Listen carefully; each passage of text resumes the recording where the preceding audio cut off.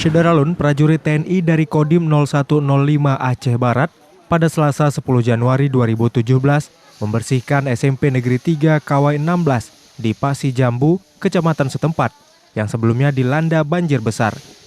Pembersihan dilakukan bersama siswa dan koramil itu dengan harapan proses belajar mengajar yang sempat terganggu dalam beberapa hari terakhir kembali berjalan normal. Giat tersebut dipimpin Dandim Letkol Infantri Heri Riana Sukma dan mendapat sambutan positif dari pihak sekolah setempat. Selama banjir itu hampir 4-5 hari tidak sekolah, tidak masuk, tidak pada belajar anak murid sama guru.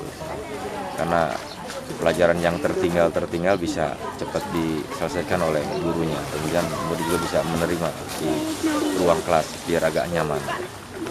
Kami tinggal dulu ya, Bu. Dari Melabuh, Rizwan, Serambi On TV.